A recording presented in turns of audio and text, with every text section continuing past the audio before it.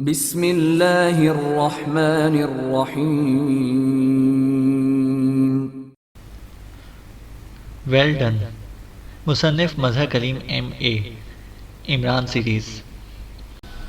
Imran Julia کے flat سے نکلا اور نیچے موجود اپنی کار میں بیٹھ کر اس نے کار کو آگے بڑھا دیا۔ اس کے چہرے پر گہری سنجیدگی کے آثار نمایاں تھے۔ اگلے چوک سے کار موڑ کر اس نے اسے ایک سائڈ پر روک دیا اور پھر کار کے ڈیش بورڈ کے نچلے حصے میں موجود اس نے ایک بٹن دبا دیا۔ دوسرے لمحے کار کے ڈیش بورڈ سے ہلکی ہلکی سیٹی کی آواز نکلنے لگی۔ عمران نے ایک نظر کار کے بند شیشوں پر ڈالی اور پھر ایک اور بٹن دبا دیا۔ ہیلو طاہر، میں عمران بول رہا ہوں، اوور۔ عمران نے تیز لہجے میں کہا۔ اوہ عمران صاحب، بڑا غضب ہو گیا ہے۔ ابھی مجھے سر سلطان نے اطلاع دی ہے کہ وزارت خارجہ سے ایک اہم ترین فائل گم ہو گئی ہے۔ اس کی گمشدگی کی اطلاع اس طرح ملی ہے کہ وزارت خارجہ کے ریکارڈ روم کا ریکارڈ کیپر اپنے دفتر میں بے ہوش پڑا ہوا پایا گیا ہے، اور ریکارڈ کے مطابق اس نے آخری بار یہی فائل ریکارڈ روم سے حاصل کی تھی۔ وہ یہ فائل صدر مملکت کے پاس بھجوانا چاہتا تھا، کیونکہ صدر مملکت نے ایک اہم میٹنگ کے لیے اسے طلب کیا تھا، لیکن دفتر سے یہ فائل غائب تھی۔ اور عمران صاحب، ریکارڈ کیپر کے بے ہوش ہونے سے پہلے ان سے ملنے والا آخری آدمی سینٹرل انٹیلیجنس کا سپرنٹینڈنٹ فیاض تھا۔ ریکارڈ کیپر ہوش میں آ گیا ہے۔ اس نے یہی بتایا کہ سپرنٹینڈنٹ فیاض ایک سرکاری کام کے سلسلے میں اس سے ملنے آیا تھا۔ اس وقت وہ فائل ریکارڈ روم سے لے کر دفتر پہنچا ہی تھا کہ سپرنٹینڈنٹ فیاض آ گیا۔ وہ اس کے کسی رشتہ دار کے بارے میں پوچھ گچھ کرنے آیا تھا۔ ابھی وہ باتیں کر رہے تھے کہ یکلخ ریکارڈ کیپر کی ناک پر کوئی غبارہ سا پھٹ پڑا اور وہ بے ہوش ہو گیا۔ اس کے بعد اسے ہوش ہسپتال میں ہی آیا ہے۔ سپرنٹینڈنٹ فیاض کو تلاش کیا گیا تو وہ غائب ہے۔ اس پر سر سلطان نے مجھے فون کیا اور کہا کہ وہ فیاض کو فوری طور پر تلاش کر کے گرفتار کیا جائے اور اس سے وہ فائل حاصل کی جائے، کیونکہ وہ فائل ملک کے لیے انتہائی اہم ترین فائل ہے۔ میں نے آپ کو تلاش کرنے کی کوشش کی مگر آپ نہ ملے۔ اس پر میں نے جولیا کو فون کیا تاکہ فیاض کو تلاش کیا جا سکے۔ آپ وہاں موجود تھے، لیکن ممبرز کی وجہ سے میں آپ سے کوئی بات نہ کر سکا، اوور۔ بلیک زیرو نے پوری تفصیل بتاتے ہوئے کہا۔ ڈیڈی کہاں ہیں؟ ان کی موجودگی میں سر سلطان نے تمہیں کیوں کال کیا، اوور؟ عمران نے پوچھا۔ وہ ایک ہفتے کے لیے سرکاری دورے پر غیر ملک گئے ہوئے ہیں، اوور، بلیک زیرو نے جواب دیا، اور عمران نے ایک طویل سانس لیا۔ کیا وہ ریکارڈ کیپر سپرنٹینڈنٹ فیاض کو ذاتی طور پر جانتا ہے؟ کیونکہ ہو سکتا ہے کہ فیاض کے میک اپ میں کوئی اور آدمی ہو، اوور، عمران نے کہا۔ ریکارڈ کیپر فیاض کو ذاتی طور پر جانتا ہے۔ وہ 2-3 بار پہلے بھی اسی رشتہ دار کے سلسلے میں پوچھ گچھ کرنے کے لیے اس کے دفتر میں آ چکا ہے۔ اس کے مطابق وہ فیاض ہی تھا، اوور، بلیک زیرو نے جواب دیا۔ ٹھیک ہے، میں سر سلطان سے مل کر اس فائل کی تفصیلات معلوم کرتا ہوں۔ اگر اس دوران فیاض کے سلسلے میں کوئی اطلاع آئے تو مجھے سر سلطان کے نمبر پر فون کر لینا، اوور، عمران نے اسے ہدایات دیتے ہوئے کہا۔ ٹھیک ہے، اوور، بلیک زیرو نے جواب دیا، اور عمران نے اوور اینڈ آل کہہ کر ٹرانسمیٹر آف کیا اور پھر کار کو آگے بڑھا دیا۔ دفتر کا وقت ختم ہو چکا تھا، اس لیے وہ سر سلطان کی کوٹھی کی طرف کار بڑھائے چلے جا رہا تھا۔ اس کے ذہن میں کھچڑی سی پک رہی تھی۔ وہ ذاتی طور پر جانتا تھا کہ فیاض اس قسم کا کام کبھی نہیں کر سکتا، لیکن پھر فیاض غائب کیوں ہے؟ یہی بات اسے کھٹک رہی تھی۔ ویسے اس کی چھٹی حص بتا رہی تھی کہ اس فائل کی گمشدگی سے اہم مشن پیش آئے گا۔ تھوڑی دیر بعد اس نے کار سر سلطان کی کوٹھی کے پھاٹک میں موڑ دی اور اسے پورچ میں لے جا کر روک دیا۔ چونکہ کوٹھی کے ملازم اس سے اچھی طرح واقف تھے، اس لیے انہوں نے بڑے اتفاق سے اسے سلام کیا۔ عمران سر ہلاتا ہوا آگے بڑھا تو ایک ملازم نے اسے بتایا کہ سر سلطان اپنے خاص کمرے میں موجود ہیں۔ عمران سیدھا اسی طرف بڑھ گیا۔ السلام علیکم ورحمۃ اللہ، عمران نے دروازہ کھولتے ہی خالص عربی لہجے میں سلام کرتے ہوئے کہا۔ اوہ عمران بیٹے، تم؟ وعلیکم السلام، آؤ۔ اس فائل کا کچھ پتہ چلا؟ سر سلطان، جو میز پر جھکے کسی فائل پر کچھ لکھنے میں مصروف تھے، چونک کر کہا۔ یعنی آپ کو آخرت کے لیے کچھ ثواب کمانے کی بجائے دنیاوی فائل کا زیادہ فکر ہے؟ کمال ہے، کیسا زمانہ آ گیا ہے کہ لوگ آخرت کو بھی بھول کر دنیا کی دلدل میں اس طرح پھنس گئے ہیں کہ بس اب سر ہی باقی رہ گیا ہے، عمران نے منہ بناتے ہوئے جواب دیا، اور میز کے سامنے کرسی گھسیٹ کر بیٹھ گیا۔ میں نے وعلیکم السلام کہا تو ہے۔ دیکھو عمران، اس وقت میں بے حد پریشان ہوں، اس لیے پلیز سنجیدگی سے بات کرو۔ وہ فائل انتہائی اہم ہے، اور چونکہ میرے دفتر سے غائب ہوئی ہے اس لیے اس کی تمام ذمہ داری مجھ پر بھی عائد ہوتی ہے۔ سر سلطان واقعی بے حد پریشان سے لگتے تھے۔ تو اس میں اتنا گھبرانے کی کیا ضرورت ہے؟ بازار سے ایک فائل منگوائیں، یہی 2-4 روپے کی مل جائے گی۔ اس پر ہاتھ سے اہم لکھیں اور ریکارڈ روم میں رکھ دیں، مسئلہ ختم۔ لائیے مشورہ فیس، عمران نے کہا، اور سر سلطان اس طرح ہنسے جیسے انتہائی بے چارگی کے عالم میں ہنس رہے ہوں۔ اب میں تمہیں کیا کہہ سکتا ہوں؟ تم کسی چیز کو سنجیدگی سے لیتے ہی نہیں ہو۔ بہرحال بتاؤ کہ کیا پیو گے؟ سر سلطان نے ایک طویل سانس لیتے ہوئے کہا، اس وقت جو کچھ آپ پی رہے ہیں یعنی خون جگر، کم از کم میں وہ تو پی نہیں سکتا، کیونکہ میرا جگر ویسے بھی خون جیسی قیمتی چیز سے خالی رہتا ہے۔ عمران نے مسکراتے ہوئے کہا، تمہارا جگر ہی خون سے خالی نہیں، دماغ بھی عقل سے خالی ہے، سر سلطان نے مسکراتے ہوئے کہا، اور عمران بھی ان کی بات پر بے اختیار ہنس پڑا۔ یہ ہوئی نا بات، عمر گزر گئی، آپ کو ان فائلوں میں سر کھپاتے، کبھی تو اس فائل ورک سے نکل کر دنیا بھی دیکھ لیا کریں۔ ویسے یہ فائل کس موضوع پر تھی؟ اگر تو لیلا مجنوں کے ڈرامے کی فائل تھی تو پھر پریشان ہونے کی قطعی ضرورت نہیں، کسی بھی شاپنگ سینٹر میں چلے جائیں، جدید ترین زندہ چلتی پھرتی لیلا مجنوں فائلیں ملیں گی، عمران نے کہا، اور سر سلطان ایک بار پھر ہنس پڑے۔ اوہ، اب میں سمجھ گیا، تو تم یہاں اس فائل کی تفصیلات معلوم کرنے آئے تھے۔ ٹھیک ہے، میں بتا دیتا ہوں۔ یہ فائل دراصل ہم نے شوگران سے حاصل کی تھی، ان کا یہ انتہائی سیکرٹ ریسرچ ورک تھا۔ یہ ایسی زیر زمین لہروں کے بارے میں تھی جس سے کسی بھی عام پہاڑ کو زندہ آتش فشاں میں تبدیل کیا جا سکتا ہے۔ تمہیں شاید معلوم نہ ہو کہ ہمارے اور کافرستان کے درمیان مشترکہ طویل ترین پہاڑی سلسلے موجود ہیں، اور کافرستان نے انہی پہاڑوں کے اندر انتہائی خفیہ میزائل اسٹیشن قائم کر رکھے ہیں جنہیں باہر سے کسی طرح بھی ختم نہیں کیا جا سکتا، اور یہ میزائل اسٹیشن جو اس نے روسیا کی مدد سے قائم کیے ہیں ہمارے ملک کے دفاع کے لیے انتہائی خطرناک ہیں۔ ان میزائل اسٹیشنوں کی مدد سے وہ کسی بھی لمحے ہمارے ملک کے پورے دفاع کو تنکوں کی طرح بکھیر کر رکھ سکتے ہیں۔ اس لیے جب ہمیں معلوم ہوا کہ شوگران نے اس آئیڈیا پر انتہائی کامیاب ریسرچ کی ہے کہ زیر زمین لہروں کی مدد سے عام پہاڑ کو زندہ آتش فشاں میں تبدیل کیا جا سکتا ہے، تو ہمارے دفاعی ماہرین نے اس میں بے حد دلچسپی لی۔ اس آئیڈیا کے تحت ہم کافرستان کے ان خفیہ میزائل اسٹیشنوں کو ضرورت کے وقت تباہ کر کے اپنے ملک کے دفاع کا تحفظ کر سکتے ہیں۔ چنانچہ میری اور صدر مملکت کی مشترکہ کوششوں سے حکومت شوگران نے ہمیں یہ ریسرچ ورک دے دیا۔ صدر مملکت کا خیال تھا کہ اس سلسلے میں تمام تر عملی اقدامات سر داور کے ذمہ لگائے جائیں، اس لیے انہوں نے فائل منگوائی تھی تاکہ سر داور سے میٹنگ کر کے انہیں اس کے بارے میں بریف بھی کیا جا سکے، اور فائل کے مطابق ان کی مطلوبہ ضروریات پورا کرنے کے لیے عملی اقدامات بھی کیے جائیں۔ لیکن فائل اچانک غائب ہو گئی، اور اگر یہ فائل فوری طور پر دستیاب نہ ہوئی تو تم جانتے ہو کہ شوگران کا کیا رد عمل ہوگا۔ سر سلطان نے ہونٹ کاٹتے ہوئے فائل سے متعلق پوری تفصیل بتا دی، اور فائل کی تفصیلات سن کر عمران کی آنکھیں بھی حیرت سے پھیلنے لگیں۔ اوہ، واقعی یہ تو انتہائی اہم ترین فائل ہے۔ میں سمجھا تھا کہ کوئی عام سی فائل ہوگی، کیونکہ اہم ترین فائلیں تو سیکرٹ سروس کی تحویل میں دی جاتی ہیں۔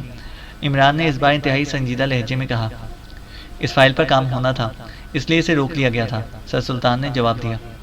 فائل کا کوڈ نام کیا ہے، اور کیا پوری فائل ایک ہی جگہ موجود تھی؟ حالانکہ میرا خیال ہے کہ کچھ عرصہ پہلے یہ قانون بنایا گیا تھا کہ اہم ترین فائلوں کو حصوں میں تقسیم کر کے علیحدہ علیحدہ رکھا جائے، عمران نے کہا۔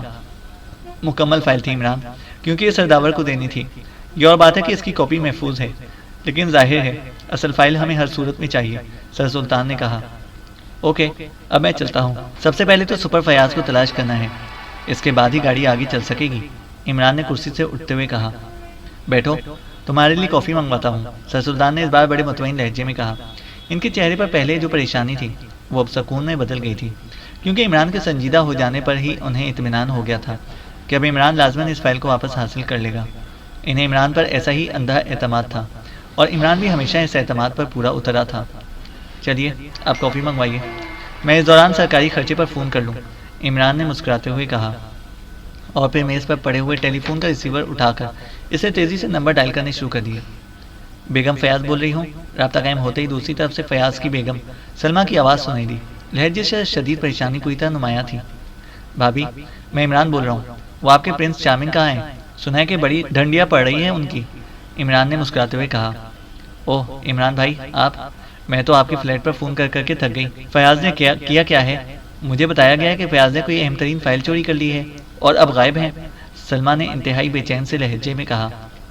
فیاض کے نزدیک آپ سے زیادہ اور کون اہم ہو سکتا ہے بھابھی، اور جب آپ موجود ہیں تو پھر فیاض بیچارے نے کہاں غائب ہونا ہے؟ کسی اسمگلر کے پیچھے بھاگ رہا ہوگا۔ آپ کو جاتے ہوئے کچھ کہہ کر تو نہیں گیا؟ عمران نے سلمہ کو حوصلہ دینے کی خاطر کہا۔ نہیں، بس عام روٹین کے مطابق 10 صبح دفتر گئے۔ دوپہر کو مجھے دفتر سے فون آیا کہ فیاض پر یہ الزام لگ گیا ہے اور اسے تلاش کیا جا رہا ہے۔ کیا واقعی فیاض پر یہ الزام لگا ہے؟ میں اسے جانتی ہوں عمران، وہ اور تو جو بھی کچھ کر لے، میرا ایمان ہے کہ وہ ملک سے غداری کبھی نہیں کرے گا، سلمہ نے رو دینے والے لہجے میں کہا۔ ارے نہیں بھابھی، اس میں اتنی جرأت ہی نہیں ہے، اس پر تو بس شک کیا جا رہا ہے، الزام نہیں ہے، بس اس کے ملنے پر یہ شک بھی ختم ہو جائے گا، آپ بے فکر رہیں، عمران نے کہا۔ شکریہ عمران، تم نے مجھے بے حد حوصلہ دیا ہے، ورنہ میں تو انتہائی پریشان ہو گئی تھی، سلما نے اس بار قدر مطمئن لہجے میں کہا، اور عمران نے اسے مزید حوصلہ دے کر کریڈل دبا دیا۔ ملازم نے کافی کی پیالی اس کے سامنے لا کر رکھ دی۔ ویسے میرا اپنا خیال یہی ہے کہ فیاض ایسی حرکت نہیں کر سکتا، لیکن وہ پھر غائب کہاں ہو گیا ہے؟ سر سلطان نے سنجیدہ لہجے میں کہا۔ یہی بات تو اس کے خلاف جا رہی ہے، سیکرٹ سروس اسے تلاش کر رہی ہے، جلدی اس کا پتہ چل جائے گا، عمران نے کافی کی چوسکیاں لیتے ہوئے کہا، اور پھر کافی پی کر اس نے سر سلطان سے اجازت لی اور کار لے کر ان کی کوٹھی سے باہر نکل آیا۔ اس کا ذہن اسی ادھیڑ بن میں مصروف تھا کہ آخر فیاض کہاں غائب ہو گیا۔ پھر اچانک اس کے ذہن میں ایک خیال سا آیا اور اس نے کار تیزی سے قریب نظر آنے والی ایک پبلک فون بوتھ کی طرف موڑ دی۔ پبلک فون بوتھ کے قریب کار روک کر وہ نیچے اترا اور بوتھ میں داخل ہو کر اس نے جیب سے سکے نکال کر فون پیس میں ڈالے اور پھر ریسیور اٹھا کر اس نے ذیشان ہوٹل کے نمبر ڈائل کرنا شروع کر دیے۔ ذیشان ہوٹل، رابطہ قائم ہوتے ہی دوسری طرف سے ایک آواز سنائی دی، سپرنٹینڈنٹ سینٹرل انٹیلیجنس فیاض بول رہا ہوں، مس کاسٹر سے بات کراؤ، عمران نے فیاض کے لہجے میں بات کرتے ہوئے کہا۔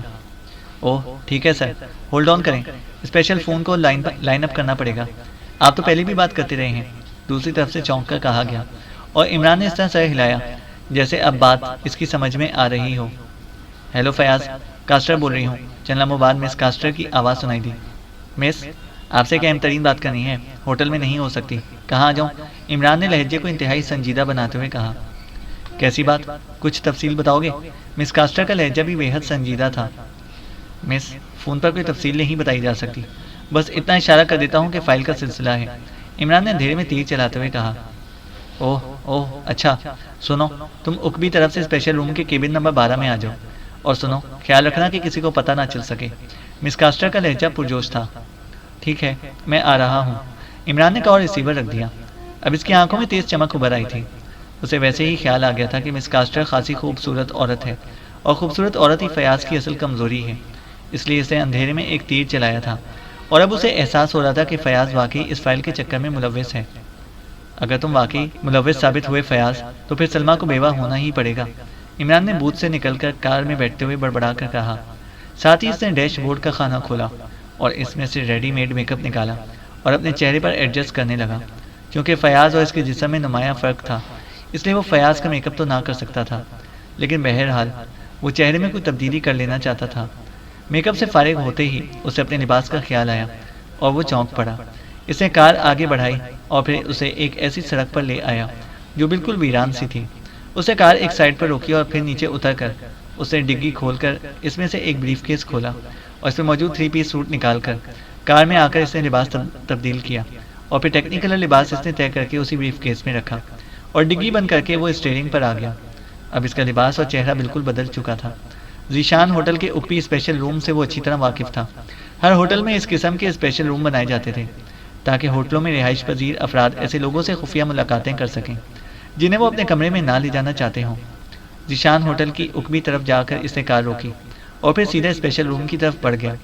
یہ ایک بڑا ہال نما کمرہ تھا جس میں 15 کے قریب علیحدہ علیحدہ کیبن بنے ہوئے تھے۔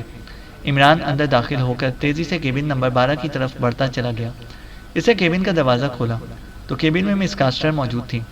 عمران بڑے اطمینان سے اندر داخل ہو گیا۔ کون ہو تم؟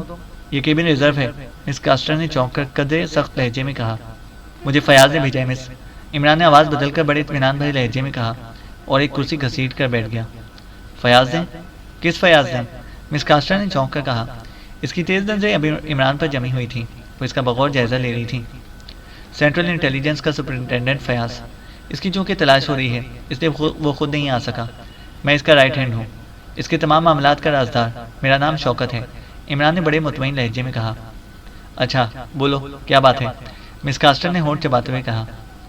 فیاض کو یہ اطلاع ملی ہے کہ آپ سے کوئی ایسا آدمی ملا ہے جو اس کے لیے خطرناک ثابت ہو سکتا ہے، وہ اس آدمی سے آپ کی ملاقات کی تفصیل جاننا چاہتا ہے، عمران نے گول مول انداز میں بات کرتے ہوئے کہا۔ اوہ، تو اسے بھی اطلاع مل گئی ہے، اسے کہہ دو کہ وہ قطعی بے فکر رہے، مجھے اس آدمی عمران سے ملاقات سے پہلے اس کی حیثیت کا علم نہ تھا، لیکن اس کے باوجود ہمارے درمیان کوئی ایسی بات نہیں ہوئی جو قابل تشویش ہو، لیکن اب مجھے اس کا حدود اربا معلوم ہو گیا ہے۔ اول تو اب وہ میرے پاس آئے گا نہیں، اگر آیا بھی صحیح تو میں اسے ڈیل کر لوں گی۔ بہرحال فیاض کو تسلی دے دو کہ اس کے لیے خطرے کی کوئی بات نہیں، وہ اپنا کام مکمل کرے، مس کاسٹر نے سر ہلاتے ہوئے کہا۔ ٹھیک ہے، ویسے فیاض نے یہ بھی پیغام دیا تھا کہ وہ عمران انتہائی خطرناک آدمی ہے، ایسا نہ ہو کہ وہ باتوں ہی باتوں میں آپ سے سارا راز اگلوا لے۔ عمران نے سر ہلاتے ہوئے کہا، اور مس کاسٹر بے اختیار ہنس پڑی۔ فیاض کو کہو، کاسٹر بہت گہری عورت ہے۔ یہ تو فیاض تھا جس کے لیے نہ جانے کیوں کاسٹر کے دل کے دروازے خود بخود کھل گئے۔ اسے کہہ دو کہ پوری طرح مطمئن رہے، کاسٹر صرف فیاض کی ہے اور فیاض کی ہی رہے گی، مس کاسٹر نے مسکراتے ہوئے کہا اور اٹھ کھڑی ہوئی۔ ٹھیک ہے، میں کہہ دوں گا، عمران نے جواب دیا اور تیزی سے مڑ کر وہ کیبن سے باہر نکل آیا۔ اب وہ صحیح بات سمجھ گیا تھا کہ فیاض اپنی عادت کے مطابق ہوٹل میں مقیم مس کاسٹر سے ملا ہوگا اور یقیناً اس نے اس کے سامنے بڑی بڑی ڈینگیں ماری ہوں گی اور یہ مس کاسٹر اس فائل کو حاصل کرنے کے چکر میں یہاں آئی ہوگی۔ اس نے موجودہ دھندا بھی اسی خاطر پھیلا رکھا تھا تاکہ اعلیٰ حکام سے رابطہ قائم ہو سکے، اور فیاض کو اس نے آسانی سے شیشے میں اتار لیا ہوگا۔ لیکن مس کاسٹر کی گفتگو سے یہی ظاہر ہوتا تھا کہ ابھی فائل مس کاسٹر یا اس کے کسی آدمی تک نہیں پہنچی، تو پھر وہ کہاں گئی؟ کیا یہ مس کاسٹر کسی اور کی صرف اعلی کار ہے؟ عمران اسپیشل روم سے نکل کر سوچتا ہوا تیزی سے اکبی طرف کھڑی اپنی کار کی طرف بڑھ گیا۔ کار میں بیٹھ کر وہ آگے بڑھا اور سب سے پہلے اس نے اپنا تعاقب چیک کرنا شروع کر دیا، لیکن مختلف سڑکوں پر گھومنے کے باوجود جب اس نے اپنے تعاقب میں کسی کو نہ پایا تو اس نے کار کا رخ دانش منزل کی طرف کر دیا۔ فیاض کے متعلق کوئی اطلاع ملی ہے؟ عمران نے دانش منزل پہنچ کر بلیک زیرو سے پوچھا۔ نہیں، ابھی تک کوئی اطلاع نہیں ہے، نہ جانے وہ کہاں غائب ہو گیا، بلیک زیرو نے جواب دیا۔ دوسری شادی کے لیے وہ ہنی مون اسپاٹ تلاش کرتا پھر رہا ہوگا، لیکن میری ابھی پہلی نہیں ہوئی۔ وہ دوسری کیسے کر سکتا ہے؟ اس لیے میں نے بھی پروگرام بنا لیا ہے کہ اس کی ہونے والی دوسری بیوی کو ہی اغوا کر لیا جائے، عمران نے کرسی پر بیٹھتے ہوئے کہا۔ تو بلیک زیرو کے چہرے پر حیرت کے تاثرات ابھر آئے۔ دوسری شادی فیاض کر رہا ہے؟ بلیک زیرو کے لہجے میں حیرت تھی۔ کیوں؟ کیا وہ دوسری شادی نہیں کر سکتا؟ بھائی کماؤ پوت ہے، ہماری طرح بیکار اور مفلس تو نہیں ہے، عمران نے مسکراتے ہوئے کہا، اور اس کے ساتھ ہی اسے ٹرانسمیٹر کی طرف ہاتھ بڑھا کر اس پر صفدر کی فریکوینسی ایڈجسٹ کرنا شروع کر دی۔ بلیک زیرو خاموش ہو گیا۔ ظاہر ہے اب وہ عمران کی بات کا کیا جواب دیتا۔ X true calling over, Imran نے ٹرانسمیٹر آن کرتے ہوئے مخصوص لہجے میں کہا۔ چند لمحوں بعد ہی صفدر کی آواز ٹرانسمیٹر پر ابھری۔ صفدر اٹینڈنگ سر، اوور، صفدر کا لہجہ مؤدبانہ تھا۔ تم اس وقت کہاں موجود ہو اور تمہارے ساتھ کون ہے؟ اوور، عمران نے مخصوص لہجے میں پوچھا۔ میرے ساتھ مس جولیا ہیں اور ہم شیرنگٹن ہوٹل کو چیک کرنے جا رہے ہیں، اوور، دوسری طرف سے صفدر نے جواب دیا۔ تم ہوٹل ذیشان پہنچو، وہاں ایک غیر مرئی علوم کی ماہر ایکریمین عورت مس کاسٹر ٹھہری ہوئی ہے، جولیا اسے ڈیل کرے گی، اور تم نے اسے اغوا کر کے اس طرح دانش منزل پہنچانا ہے کہ اگر اس کی نگرانی ہو رہی ہو تو کوئی اس کے پیچھے دانش منزل نہ پہنچ سکے، اوور، عمران نے سخت لہجے میں کہا۔ یس باس، اوور، دوسری طرف سے صفدر نے باعتماد لہجے میں کہا، اور عمران نے اوور اینڈ آل کہہ کر ٹرانسمیٹر آف کر دیا۔ یہ مس کاسٹر کون ہے؟ بلیک زیرو نے حیران ہو کر پوچھا۔ فیاض کی ہونے والی دوسری بیوی، بندہ ہوشیار ہے، اس نے سوچا ہوگا کہ سلمہ تو گھریلو عورت ہے، صرف خرچ کرنا جانتی ہے، دوسری کمانے والی ہونی چاہیے، عمران نے بڑے معصوم سے لہجے میں کہا، اور اس کے ساتھ ہی اس نے ایک بار پھر فریکوینسی ایڈجسٹ کرنا شروع کر دی، لیکن اس بار ٹرانسمیٹر آن کر کے وہ بولا نہیں، بلکہ صرف وقفے سے بٹن پریس کر کے کوشن دیتا رہا۔ ٹائیگر ٹرینڈنگ اوور، چند لمحوں بعد ٹرانسمیٹر سے ٹائیگر کی آواز سنائی دی۔ عمران بول رہا ہوں، تمہاری کارکردگی روز بروز زیرو ہوتی جا رہی ہے۔ کیوں؟ عمران کا لہجہ بے حد سخت اور کھردرا تھا۔ معافی چاہتا ہوں جناب، میں تو اپنی طرف سے پوری کوشش کرتا ہوں، اوور، ٹائیگر کا لہجہ ایسا سہما ہوا تھا جیسے اس کے سر پر قیامت ٹوٹنے والی ہو۔ ایک غیر ملکی پارٹی یہاں موجود ہے، اس نے سینٹرل انٹیلیجنس کے سپرنٹینڈنٹ فیاض کے ذریعے وزارت خارجہ کے ریکارڈ روم سے انتہائی اہم ترین فائل بھی اڑا لی ہے، اور تم ابھی تک صرف کوشش ہی کرتے پھر رہے ہو۔ تمہیں اس غیر ملکی پارٹی کی آمد کا علم کیوں نہیں ہو سکا؟ اوور، عمران کا لہجہ اور بھی زیادہ سخت اور کھردرا ہو گیا تھا۔ جناب، یہاں زیر زمین دنیا میں کسی غیر ملکی پارٹی کی آمد کا اب تک کوئی اشارہ نہیں ملا۔ میرا ایسے لوگوں سے مسلسل رابطہ رہتا ہے جو اس قسم کی پارٹیوں کے لیے کام کرتے ہیں۔ ویسے سپرنٹینڈنٹ فیاض کو کل میں نے گولڈن ایئر نائٹ کلب کے اسپیشل کیبن میں ایک غیر ملکی عورت کے ساتھ جاتے ہوئے دیکھا تھا۔ چونکہ وہ سول ڈریس میں تھا اور اس کی فطرت بھی ایسی ہے، اس لیے میں نے کچھ خیال نہ کیا تھا، اور ٹائیگر نے اسی طرح سہمے ہوئے لہجے میں کہا۔ اس غیر ملکی عورت کا حلیہ کیا تھا؟ اور عمران نے اس بار قدرے نرم لہجے میں پوچھا، کیونکہ ٹائیگر کی یہ بات اس کے لیے ایک اچھا کلیو ثابت ہو سکتا تھا۔ جواب میں ٹائیگر نے جو حلیہ بتایا وہ مس کاسٹر سے قطعی مختلف تھا۔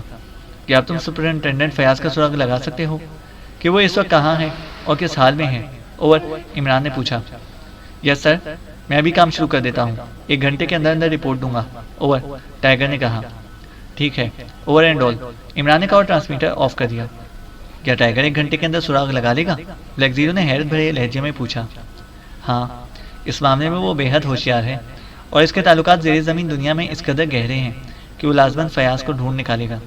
عمران نے سر ہلاتے ہوئے کہا، اور ابھی اس کی بات مکمل ہوئی ہی تھی کہ ٹیلی فون کی گھنٹی بج اٹھی۔ عمران نے ہاتھ بڑھا کر ریسیور اٹھا لیا۔ X2، عمران نے مخصوص لہجے میں کہا۔ صفدر بول رہا ہوں جناب، ذیشان ہوٹل سے مس کاسٹر کو ان کے کمرے میں گولی مار کر ہلاک کر دیا گیا ہے۔ جب ہم پہنچے تو وہاں پولیس پہنچی ہوئی تھی، قاتل کا پتہ نہیں چل سکا، صفدر نے رپورٹ دیتے ہوئے کہا، اور عمران کے بے اختیار ہونٹ بھیج گئے۔ تم وہیں رکو اور کوشش کرو کہ مس کاسٹر کے کمرے اور سامان کی تفصیلی تلاشی لے سکو۔ کوئی مشکوک چیز نظر آئے تو اسے دانش منزل پہنچا دینا۔ یہ بتا دوں کہ مس کاسٹر ایک ایسی غیر ملکی تنظیم سے تعلق رکھتی ہے جس نے پاک ایشیا کی ایک اہم ترین فائل غائب کر دی ہے۔ عمران نے اسے ہدایات دیتے ہوئے کہا۔ یس باس، صفدر نے کہا، اور عمران نے ہاتھ بڑھا کر ریسیور رکھ دیا۔ لو بھائی، فیاض بیچارے کی دوسری شادی کا اسکوپ ہی ختم ہو گیا۔ عمران نے ریسیور رکھ کر منہ بناتے ہوئے کہا، یہ مس کاسٹر تھی کون اور آپ کو کیسے پتہ چلا کہ وہ اس فائل کے سلسلے میں ملوث ہے؟ بلیک زیرو نے پوچھا، اور عمران نے اسے اخبار میں اشتہار دے کر مس کاسٹر سے ملاقات کی تفصیل سنانے کے ساتھ ساتھ بتایا کہ مس کاسٹر کو غیر مرئی علوم کی ابجد بھی نہ آتی تھی۔ وہ فائل جس سے وہ فال نکال کر سوالوں کا جواب دے رہی تھی ایک انگریزی اخبار کی کٹنگ سے تیار کی گئی تھی، اور اخبار پاک ایشیا میں ہی چھپتا ہے جس میں ایسے کالم اکثر چھپتے رہتے ہیں۔ میں نے اخبار کی چھپائی دیکھ کر ہی ساری بات چیک کر لی تھی، اور وہ خاصی خوبصورت بھی تھی، اور اس کے چہرے کی بناوٹ بھی ایسی تھی کہ وہ ایکریمین ہونے کے ساتھ ساتھ فیشن کے معاملے میں بھی ان سے بہت آگے ہے۔ اس بات پر مجھے خیال آیا کہ فیاض ایسی عورتوں کی طاق میں رہتا ہے۔ گو اس کا کردار غلط نہیں ہے، لیکن وہ ایسی عورتوں سے گپ شپ کرنے سے باز نہیں رہ سکتا۔ چنانچہ میں نے اسی آئیڈیا کے پیش نظر اسے فون کر کے اندھیرے میں تیر چلایا جو عین نشانے پر پہنچا، اور پھر اس نے فیاض کا نمائندہ بن کر اس سے ملاقات کی تفصیل بھی بتا دی۔ اوہ، تو اسے آپ سے ملاقات کی وجہ سے قتل کیا گیا ہے؟ بلیک زیرو نے چونک کر پوچھا۔ ہاں، اس کی باتوں سے یہ اندازہ ہو رہا تھا کہ اس کے ارد گرد ایسے لوگ موجود ہیں جو مجھے بطور پرنس آف ڈمپ اچھی طرح پہچانتے ہیں، اور پہلی ملاقات کے بعد شاید اسے تنبیہ کی گئی ہوگی کہ مجھ سے ملاقات نہ کریں۔ دوسری ملاقات میں بھی میرا ready made make up check کر لیا گیا ہوگا، اور نتیجہ یہ کہ انہوں نے یہی مناسب سمجھا کہ اسے راستے سے ہی ہٹا دیا جائے۔ اس سے دو باتیں ثابت ہوتی ہیں کہ ایک تو یہ کہ وہ ایک معمولی اعلی کار تھی، کوئی اہم عورت نہ تھی، ورنہ شاید اتنی آسانی سے اسے گولی نہ ماری جاتی، اور دوسری بات یہ کہ اس کے گرد موجود لوگ مجھ سے اچھی طرح واقف ہیں۔ لیکن ٹائیگر بتا رہا ہے کہ مقامی زیر زمین دنیا میں کسی غیر ملکی پارٹی کی آمد کا اشارہ نہیں ہے، تو اس سے یہی ظاہر ہوتا ہے کہ اس بار کوئی ایسا گروپ یہاں آیا ہے جو پہلے بھی یہاں آ چکا ہے اور ہم سے ٹکرا چکا ہے۔ عمران نے بھرپور انداز میں تجزیہ کرتے ہوئے کہا، اور بلیک زیرو نے اس بات میں سر ہلا دیا۔ مس کاسٹر کے قتل سے ہم ایک بار پھر ڈارک زون میں داخل ہو گئے ہیں۔ مجھے ذرا سا بھی شبہ ہو جاتا کہ ایسا ہوگا تو میں مس کاسٹر کو اپنے ساتھ ہی لے کر آتا۔ بہرحال دیکھو، اب تو فیاض کے ملنے پر ہی بات کچھ آگے بڑھ سکتی ہے، عمران نے کہا۔ ویسے آپ کو یقین ہے کہ فیاض اس معاملے میں اسی طرح ملوث ہوگا جس طرح کے شواہد اس کے خلاف مل رہے ہیں؟ بلیک زیرو نے چند لمحے خاموش رہنے کے بعد کہا۔ سیکرٹ سروس کی گاڑی میں پیٹرول شک کا ہی پڑتا ہے، ورنہ یہ گاڑی ایک انچ بھی آگے نہیں بڑھ سکتی، اس لیے شک تو مجھے اپنے آپ پر بھی ہو سکتا ہے۔ ویسے یقین والی بات تو فیاض کے دستیاب ہونے کے بعد ہی ہو سکتی ہے، عمران نے کہا، اور آنکھیں بند کر کے کرسی کی پشت سے سر ٹکا دیا۔ سپر فیاض کی آنکھیں جسم میں دوڑنے والی درد کی تیز ترین لہر کی وجہ سے ایک جھٹکے سے کھل گئیں، اور اس کے منہ سے خود بخود تیز چیخ نکل گئی۔ تمہیں ہوش آ گیا سپرنٹینڈنٹ فیاض؟ اس کے کانوں میں ایک زہریلی آواز سنائی دی، اور اس نے چونک کر اٹھنا چاہا، لیکن دوسرے لمحے وہ اپنے آپ کو ایک کرسی پر سے بندھا ہوا پا کر حیران رہ گیا۔ اس نے سر گھما کر ادھر ادھر دیکھا تو وہ ایک چھوٹے سے کمرے میں اکیلا موجود تھا۔ اس کے سر پر تیز روشنی کا بلب جل رہا تھا۔ کمرے میں اس کے علاوہ اور کوئی آدمی موجود نہ تھا، اور کمرے کا اکلوتا دروازہ بند تھا۔ آواز تو مس یوکر کی تھی، مگر فیاض نے ہونٹ چباتے ہوئے کہا۔ اسی لمحے کمرے کا دروازہ کھلا اور ایک خوبصورت اور نوجوان غیر ملکی لڑکی اندر داخل ہوئی۔ اس کے پیچھے دو مشین گن بردار موجود تھے۔ اس لڑکی کے جسم پر نیم اڑیاں لباس تھا۔ اس نے ہاتھ میں ایک بھاری ریوالور اٹھا رکھا تھا۔ چہرہ اس وقت کسی بھوکی شیرنی جیسا ہو رہا تھا۔ تم نے ہمارے ساتھ دھوکہ کرنے کی کوشش کی سپرنٹینڈنٹ فیاض، جانتے ہو کہ دھوکے کی کیا سزا ہوتی ہے؟ اس لڑکی نے آگے بڑھ کر انتہائی سخت اور بھپڑے ہوئے لہجے میں کہا۔ دھوکہ؟ کیسا دھوکہ مس پارکر؟ مجھے کیا ضرورت تھی تم لوگوں سے دھوکہ کرنے کی؟ دھوکہ تو میں نے اپنے ملک سے کیا ہے، اور تم مجھے اس کا یہ صلہ دے رہی ہو؟ فیاض نے تلخ لہجے میں کہا، اور پارکر بڑے طنزیہ انداز میں ہنس پڑی۔ سنو فیاض، تم ابھی مجھے جانتے ہی نہیں۔ مجھے پورے یورپ میں وائٹ کیٹ کہا جاتا ہے، اور میرا نام سن کر بڑے بڑے بہادر سر جھکا دیتے ہیں، سمجھے؟ تمہارا خیال تھا کہ تم جعلی فائل میرے حوالے کر کے مجھے دھوکہ دے دو گے؟ اور تم نے اپنے دوست عمران کو مس کاسٹر کے پیچھے لگا دیا تاکہ عمران اس کاسٹر کے ذریعے مجھ تک پہنچ جائے۔ تم نے اپنے طور پر چال تو اچھی کھیلی تھی، لیکن تم نے میرے متعلق آئیڈیا غلط لگایا تھا، اور تمہاری وجہ سے مجھے مس کاسٹر کو بھی راستے سے ہٹانا پڑا۔ اب تم شرافت سے مجھے اصل فائل دے دو، ورنہ پارکر کا لہجہ بے پناہ سخت تھا۔ یہ تم بار بار اصل اور نقل کہہ کر کیوں میری محنت پر پانی پھیرنا چاہتی ہو؟ میں نے اس لیے تو ملک سے غداری نہ کی تھی کہ آخر میں تم یہ بات کر دو، فیاض نے کرخت لہجے میں کہا۔ روکسن، مس پارکر نے مڑ کر پیچھے موجود ایک مشین گن بردار سے مخاطب ہو کر کہا۔ یس میڈم، لمبے تڑنگے آدمی نے جواب دیتے ہوئے کہا۔ اس فیاض کے جسم میں بھرا ہوا بھوس باہر نکالو، مس پارکر نے کرخت لہجے میں کہا، اور 2 قدم پیچھے ہٹ گئی۔ یس میڈم، روکسن نے سر ہلاتے ہوئے کہا، اور پھر ہاتھ میں پکڑی ہوئی مشین گن اس نے دیوار کے ساتھ لگا کر رکھی، اور کوٹ کی جیب سے ایک تیز دھار خنجر نکال کر وہ اس طرح کرسی پر بندھے ہوئے فیاض کی طرف بڑھنے لگا جیسے کسائی ذبح ہونے والی بکری کی طرف بڑھتا ہے۔ اس کی آنکھوں میں اکلق صفاق پن اتر آیا تھا۔ میں صحیح کہہ رہا ہوں، میں نے جو فائل تمہیں دی تھی وہ اصلی ہے، فیاض نے کانپتے ہوئے لہجے میں کہا۔ اس کے جسم میں خوف کی وجہ سے سردی کی تیز لہریں دوڑنے لگ گئی تھیں۔ ابھی سے فکرہ ختم ہی کیا تھا کہ روکسن نے یکلق خنجر والا ہاتھ گھمایا، اور سپر فیاض کے حلق سے نکلنے والی تیز چیخ سے کمرہ گونج اٹھا۔ روکسن نے تیز خنجر پوری قوت سے اس کے بازو میں گھونپ دیا تھا۔ بولو، کہاں ہے وہ فائل؟ مس پارکر نے چیختے ہوئے کہا، اور اس کے ساتھ ہی فیاض کے حلق سے دوسری چیخ نکلی۔ اس بار خنجر اس کے دوسرے بازو میں اندر تک گوشت کاٹتا ہوا نکل گیا تھا۔ بتاتا ہوں، رک جاؤ، مت مارو، مجھے بتاتا ہوں، فیاض نے بری طرح چیختے ہوئے کہا۔ اگر سچ بتا دو گے تو تمہاری زندگی بھی بچ جائے گی، اور تمہیں تمہارا انعام بھی مل جائے گا، ورنہ فائل تو ہم بہرحال ڈھونڈ ہی نکالیں گے، لیکن تمہاری ادھڑی ہوئی لاش سے لوگ کراہت کھائیں گے، ایسی لاش جس پر مکھیاں بھن بھنا رہی ہوں گی۔ مس پارکر نے کہا، میں بتاتا ہوں، اب مجھے کسی نام کی ضرورت نہیں ہے، فائل میرے دفتر کے کانفیڈینشیل باکس میں موجود ہے، فیاض نے بری طرح کراہتے ہوئے کہا۔ اس کے دونوں بازوؤں سے مسلسل خون ابل رہا تھا۔ اس کی مرہم پٹی کرو روکسن، تاکہ اس بات کی تصدیق ہو سکے۔ اور سنو فیاض، اگر تمہاری یہ بات غلط نکلی تو پھر تمہارا ایسا عبرتناک حشر ہوگا کہ شاید قیامت تک اور لوگ تمہارے حشر سے عبرت لیتے رہیں گے۔ مس پارکر نے تلخ لہجے میں کہا، اور تیزی سے واپس دروازے کی طرف مڑ گئی۔ تکلیف کی شدت سے فیاض پر غشی کی ایک کیفیت طاری ہو گئی تھی۔ پھر جب اس کا شعور جاگا تو اس نے دیکھا کہ اس کے دونوں بازوؤں پر بینڈیج ہو چکی تھی، اور کمرے کا دروازہ بند تھا، اور کمرہ خالی تھا۔ فیاض کے ہونٹ بھنج گئے، اس کا ذہن سائیں سائیں کرنے لگا تھا۔ اس نے قطعی طور پر اس بات کا اندازہ نہ تھا کہ وہ اس طرح پھنس بھی جائے گا۔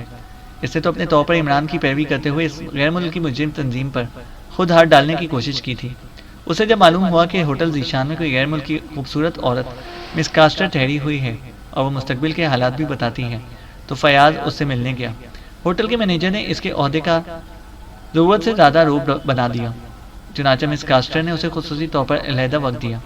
مس کاسٹر نے نہ صرف خوبصورت تھی بلکہ وہ ذہنی طور پر بھی بے حد آزاد واقع ہوئی تھی، اس لیے فیاض نے اس کی صحبت سے پورا لطف لیا۔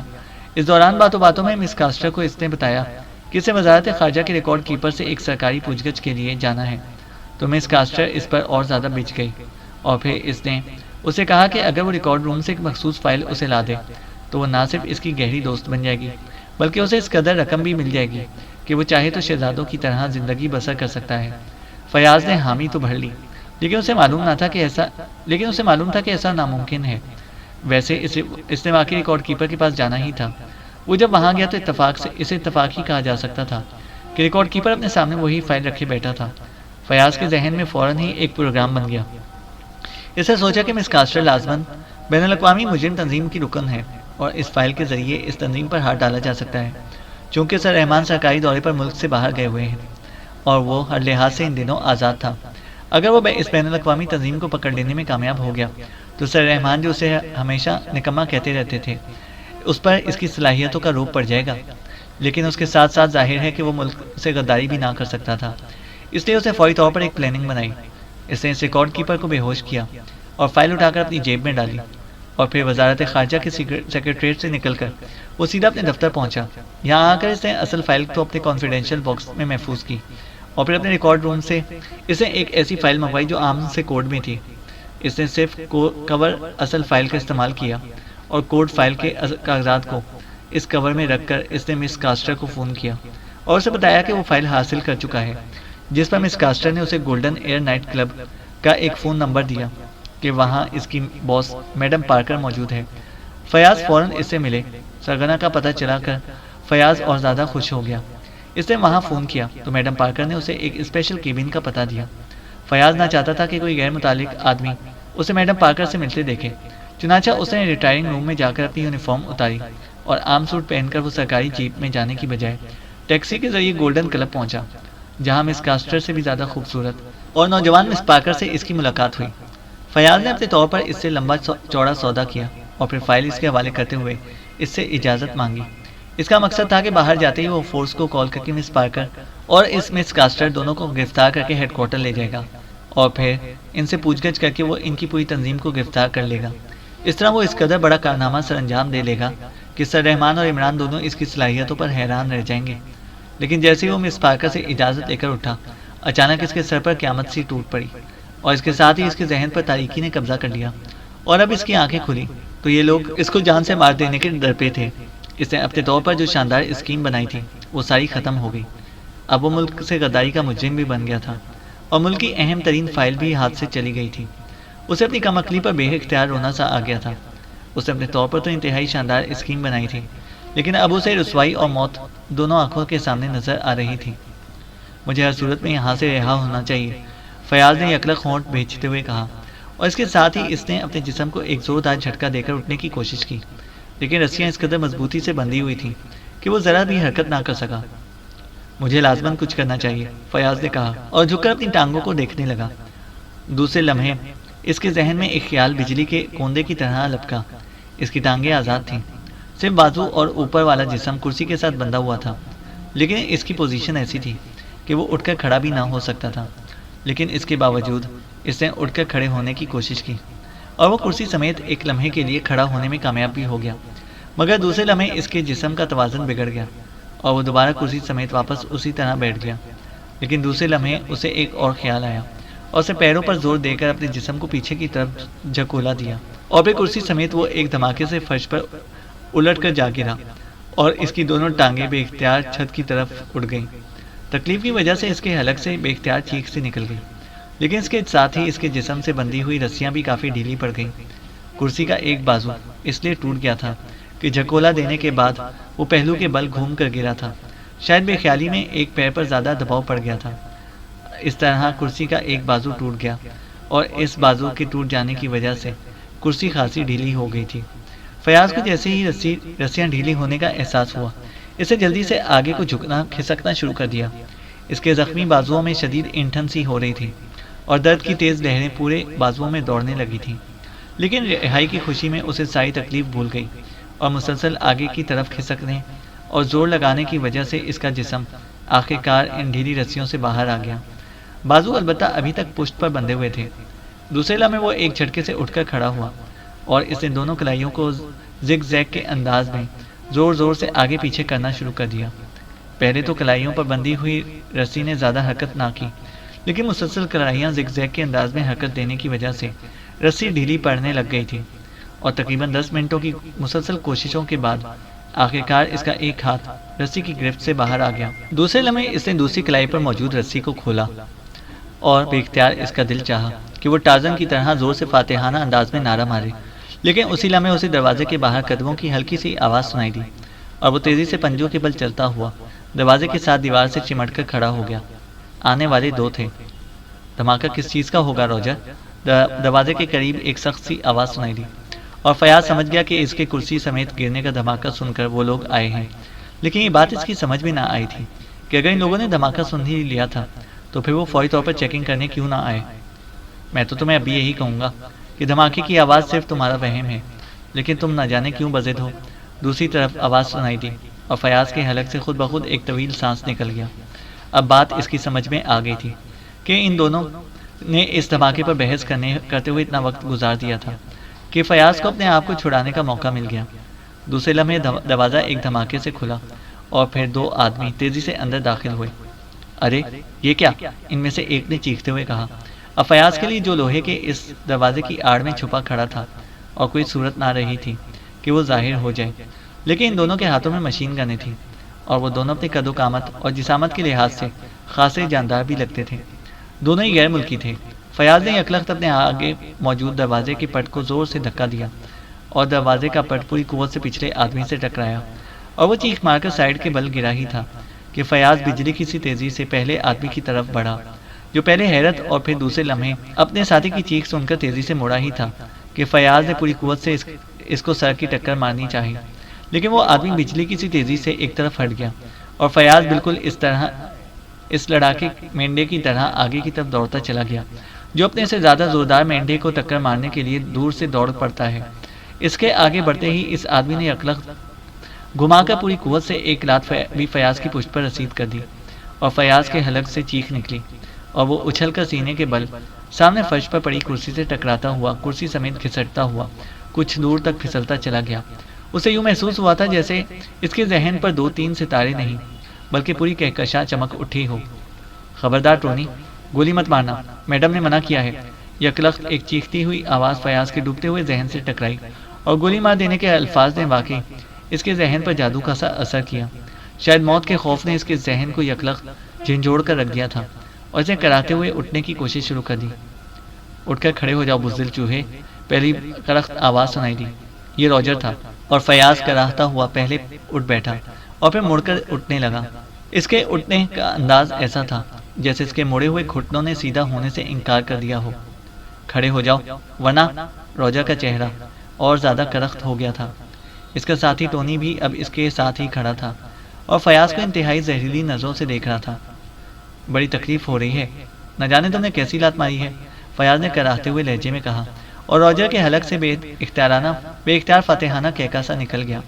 لیکن اسی لمحے فیاض کا جسم یکلخت حرکت میں آیا اور دوسرے لمحے فرش پر پڑی ہوئی کرسی بجلی کی سی تیزی سے اڑتی ہوئی ساتھ کھڑے ان دونوں کے چہروں سے ٹکرائی اور وہ دونوں چیختے ہوئے اچھل کر پشت کے بل گرے اور اس طرح اچانک گرنے کی وجہ سے ان دونوں کے ہاتھوں سے مشین گنیں خود بخود جھٹکا کھا کر آگے فیاض کے قدموں میں ایک دھماکے سے آ گریں اور فیاض شاید اسی لمحے کے انتظار میں تھا۔ اس نے اس طرح جھک کر مشین گن اٹھائی جیسے اس کے جسم میں ہڈیوں کی بجائے اسپرنگ لگے ہوں اور اس کے ساتھ ہی کمرہ ریٹ ریٹ کی آواز کے ساتھ ان دونوں کے حلق سے نکلنے والی چیخوں سے گونج اٹھا۔ فیاض پاگلوں کے سے انداز میں ان پر فائر کیے جا رہا تھا اور چند لمحوں بعد ہی ان دونوں کے تڑپتے ہوئے جسم جب ساکت ہوئے تو وہ واقعی شہد کی مکھیوں کا چھتا بن چکے تھے۔ فیاض نے مکمل میگزین ان دونوں کے جسموں میں اتار دیا تھا اور ٹریگر سے اس کی انگلی اس وقت ہٹی تھی جب مشین گن سے ٹچ کی آوازیں نکلنے لگی تھیں۔ اب پتہ چلا کہ کیسے لات ماری تھی، گدے کی طرح ماری تھی لات، گدے کے بچے، فیاض نے انتہائی جھیلائے ہوئے انداز میں کہا اور خالی مشین گن پھینک کر اسے دوسری مشین گن اٹھا لی اور اسی لمحے اسے خیال آیا کہ مشین گن کی آواز سن کر باہر موجود اس کے ساتھی نہ آ جائیں۔ یہ کیا گدھے ہیں؟ میں بھی ان کے ساتھ گدھا بن گیا ہوں، فیاض نے اپنے آپ پر غصہ کھاتے ہوئے کہا اور دوسری مشین گن اٹھا کر وہ تیزی سے دروازے کی طرف بڑھا۔ باہر ایک راہداری تھی، راہداری خالی پڑی تھی، راہداری ایک طرف سے بند تھی جبکہ دوسری طرف سیڑھیاں اوپر جا رہی تھیں اور آخر میں اسی طرح کا دروازہ تھا جو کھلا ہوا تھا۔ فیاض تیزی سے آگے بڑھا اور پھر سیڑھیاں چڑھ کر وہ اوپر پہنچا تو اس نے دروازے میں رک کر سر باہر نکالا۔ باہر ایک اور راہداری تھی جو آگے جا کر برآمدے میں مڑ جاتی تھی، لیکن وہاں خاموشی ایسی تھی کہ فیاض کا دھڑکتا ہوا دل یہ سوچ کر قابو میں آنے لگ گیا کہ عمارت خالی پڑی ہے، وہاں یہی 2 افراد تھے، ورنہ ایسی خاموشی بھی نہ ہوتی اور مشین گن کی آوازیں سن کر اب تک کوئی نہ نمودار بھی ہو چکا ہوتا۔ وہ تیزی سے راہداری میں آیا اور پھر چند لمحوں کے بعد وہ برآمدے میں پہنچ گیا۔ برآمدے کی ایک سائیڈ میں ایک چھوٹی سی تپائی کے گرد 2 کرسیاں پڑی تھیں اور تپائی پر شراب کی 2 آدھی خالی بوتلیں پڑی تھیں اور 2 جام پڑے ہوئے تھے۔ سامنے لون تھا اور اس کے بعد 4 دیواری اور پھاٹک۔ کوٹھی میں واقعی ان دونوں کے علاوہ کوئی آدمی نہ تھا۔ فیاض کا چہرہ رگڑ کھانے کی وجہ سے خاصا زخمی تھا، بازوں پر موجود بینڈیج سے بھی خون رس رہا تھا اور بینڈیج پر سرخ دھبے نمودار ہو گئے تھے، لیکن اس وقت فیاض کو سوائے اس کے اور کسی بات کی پرواہ نہ تھی کہ وہ جلد از جلد اس منحوس کوٹھی سے باہر نکل جائے۔ چنانچہ وہ مشین گن اٹھائے اسی طرح دوڑتا ہوا پھاٹک کی طرف بڑھتا چلا گیا۔ اس نے پھاٹک کی چھوٹی کھڑکی کھولی اور اس طرح سر باہر نکال کر ادھر ادھر دیکھا جیسے خرگوش خطرے کی بو پا کر اپنے بل سے سر باہر نکال کر دیکھتا ہے۔ سڑک پر ٹریفک رواں دواں تھی۔ وہ جلدی سے باہر آ گیا اور پھر تیزی سے دیوار کے ساتھ ساتھ دائیں طرف بڑھنے لگا۔ وہ چلنے کی بجائے جاگنگ کر کے انداز میں دوڑ رہا تھا اور مشین گن ابھی تک اس کے ہاتھوں میں تھی۔ کچھ دور جانے کے بعد اسے یکلخت مشین گن کا خیال آیا تو اس نے جلدی سے اسے کوٹ کے اندر چھپا لیا۔ ایک بار تو اس کا جی چاہا تھا کہ وہ اسے کوٹھی کے اندر اچھال دے، لیکن دوسرے لمحے اس کا ارادہ بدل گیا، کیونکہ اسے خطرہ تھا کہ کہیں وہ مس پارکر یا اس کے ساتھی نہ آ جائیں، اور وہ خالی ہاتھ ہونے کی وجہ سے آسانی سے پکڑا جا سکتا ہے۔ آگے جا کر وہ سائیڈ گلی میں گھسا اور پھر اسی طرح دوڑتا چلا گیا۔ وہ اکبی سڑک پر پہنچ گیا۔ اب اسے قدرے اطمینان ہو گیا تھا، اس لیے وہ اب دوڑنے کی بجائے چلتا ہوا آگے بڑھنے لگا تھا۔ اسی لمحے اسے دور سے خالی ٹیکسی آتی دکھائی دی۔ اس پر خالی ظاہر کرنے والی مخصوص روشنی جل رہی تھی، اور فیاض نے ہاتھ دے کر اسے روکا، اور ٹیکسی رکتے ہی وہ دروازہ کھول کر بجلی کی سی تیزی سے فرنٹ سیٹ پر بیٹھا۔ اس طرح بیٹھنے کی وجہ سے مشین گن کوٹ سے باہر آ گئی، اور اس کے ساتھ ہی ٹیکسی ڈرائیور کے حلق سے ڈری ڈری چیخ نکل گئی۔ Machine gun? ٹیکسی ڈرائیور نے دہشت زدہ لہجے میں کہا۔ فیاض کے مسلے ہوئے کپڑے، بازوؤں پر موجود بینڈیج جس پر سرخ دھبے تھے، ہاتھ میں مشین گن، دہشت اور پکڑے جانے کے خوف سے قدرے بگڑا ہوا چہرہ جس پر رگڑوں اور زخموں کے نشانات بھی موجود تھے۔ ٹیکسی ڈرائیور کے خوف سے چیخنے کے لیے کافی تھے۔ شاید پہلے اس نے خیال نہ کیا تھا اور ٹیکسی روک دی تھی، ورنہ شاید وہ ٹیکسی روکنے کی بجائے اسے تیزی سے بھگا کر لے جاتا۔ گھبراؤ مت، میں سینٹرل انٹیلیجنس کا سپرنٹینڈنٹ فیاض ہوں، سمجھے؟ ایک بین الاقوامی مجرم تنظیم کو پکڑ رہا تھا۔ چلو سینٹرل انٹیلیجنس کے ہیڈ کوارٹر، فیاض نے یکلخ سینہ پھلاتے اور اکڑے ہوئے لہجے میں کہا۔ اسے شاید خیال آ گیا تھا کہ ٹیکسی ڈرائیور اسے کوئی بدماش یا مجرم سمجھ کر دہشت زدہ ہو رہا ہے، حالانکہ اسے اس کے عہدے کا سن کر دہشت زدہ ہونا چاہیے تھا۔ اس لیے اس نے پورے روب سے نہ صرف اپنا عہدہ بتایا بلکہ یہ بھی بتا دیا کہ وہ ایک بین الاقوامی مجرم تنظیم کو پکڑ رہا ہے۔ لفظ بین الاقوامی پر اس نے خاص طور پر زور دیا تھا۔ جی اچھا۔ ڈرائیور واقعی بوکھلا گیا اور اسے ایک جھٹکے سے ٹیکسی آگے بڑھا دی، لیکن ابھی وہ یہ نکھیوں سے فیاض کو دیکھ رہا تھا، جیسے اسے یقین نہ آ رہا ہو کہ اس جیسے حلیے کا آدمی اتنا بڑا سرکاری عہدیدار بھی ہو سکتا ہے۔ لیکن ظاہر ہے کہ اگر اس کا ذہن اس بات کو نہ بھی مانتا تبھی مشین گن کی موجودگی ہی اس کو تابعدار بنانے کے لیے کافی تھی۔ فیاض البتہ اب اکڑا ہوا بیٹھا تھا، جیسے ٹیکسی میں بیٹھتے ہی تمام خطرہ خود بخود دور ہو گیا ہو۔ ٹیکسی تھوڑی دیر بعد سینٹرل انٹیلیجنس کے ہیڈ کوارٹر کے بڑے سے گیٹ پر پہنچ گئی اور فیاض دروازہ کھول کر نیچے اترا۔ بھاگ جاؤ، میں کرایہ نہیں دیا کرتا، فیاض نے نیچے اتر کر بڑے روبدار لہجے میں کہا، اور پھر ہاتھ میں مشین گن اٹھائے اکڑتا ہوا گیٹ کی طرف بڑھ گیا۔ گیٹ پر موجود مسلح چوکیدار فیاض کو اس حالت اور حلیے میں دیکھ کر بری طرح چونک پڑے۔ سر آپ، چوکیدار نے بری طرح بکھلائے ہوئے انداز میں کہا۔ اس نے ضابطے کے مطابق اسے سیلیوٹ بھی کیا تھا۔ کیا اندھے ہو گئے ہو جو مجھے اس طرح آنکھیں پھاڑ پھاڑ کر دیکھ رہے ہو؟ نانسنس، سیلیوٹ، فیاض نے انتہائی غصیلے لہجے میں کہا، اور سیلیوٹ کا حکم اس نے اس قدر چیخ کر دیا تھا کہ سائیڈ کیبن سے بھی دو مسلح آدمی باہر نکل آئے۔ یس سر، مسلح چوکیدار نے بکھلا کر سیلیوٹ کیا۔ سر آپ کی تو تلاش ہو رہی ہے، سنا ہے کہ آپ کی گرفتاری کے احکامات جاری ہونے والے ہیں، کیبن سے نکلنے والے سارجنٹ نے بکھلائے ہوئے انداز میں کہا۔ میری گرفتاری کے احکامات؟ نانسنس، کیا پاگل ہو گئے ہو؟ کس میں جرأت ہے کہ میری گرفتاری کے احکامات دے سکے؟ فیاض نے انتہائی غصیلے لہجے میں کہا۔ سر، وزارت داخلہ سے ابھی دو بڑے افسر آئے تھے، وہ بتا رہے تھے کہ ان کے پاس آپ کی دفتر کی تلاشی کے احکامات بھی تھے۔ انہوں نے آپ کے دفتر کی تلاشی لی اور پھر آپ کا کانفیڈینشیل باکس وہ اپنے ساتھ اٹھا کر لے گئے۔ سارجنٹ نے جواب دیا اور سپرنٹینڈنٹ فیاض اس طرح اچھلا جیسے اس کے پیروں تلے کوئی چھوٹا بم نہیں بلکہ ایٹم بم پھٹ پڑا ہو۔ کیا کہہ رہے ہو؟ میرا کانفیڈینشیل باکس؟ اوہ، تم پاگل ہو، احمق ہو، کیا وزارت داخلہ سے غیر ملکیوں نے آنا تھا؟ اوہ نانسنس، فیاض نے اس بری طرح چیختے ہوئے کہا کہ اس کے ہونٹوں کے کناروں سے جھاگ کے بلبلے نکلنے لگے۔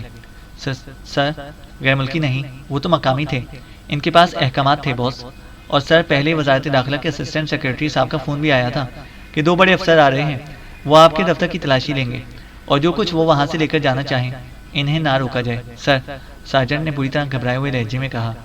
اوہ very bad, really very bad, اب میری گرفتاری تو ایک طرف موت یقینی ہے۔ اوہ، میرا تو خیال تھا کہ وہ لوگ یہاں داخل ہی نہ ہو سکیں گے، اب کیا ہوگا؟ فیاض نے بری طرح گھبرائے ہوئے لہجے میں کہا۔ اس کا چہرہ زرد پڑ گیا تھا اور جسم مستقبل کے خوف سے بری طرح کانپنے لگ گیا تھا۔ سر، آپ کو، سارجنٹ نے سپرنٹینڈنٹ فیاض کی تیزی سے بگڑی ہوئی حالت دیکھ کر کہا، اب کوئی بھی صورت نہیں، اب صرف وہ شیطان اگر چاہے تو میری مدد کر سکتا ہے۔ اوہ کاش میں پہلے اس چکر میں پھنسنے کی بجائے اس شیطان کو اطلاع دے دیتا۔ فیاض نے سارجنٹ کی بات سنی انسنی کرتے ہوئے اس بری طرح بڑبڑاتے ہوئے کہا، اور اس کے ساتھ ہی وہ تیزی سے اپنے دفتر کی طرف بڑھ گیا۔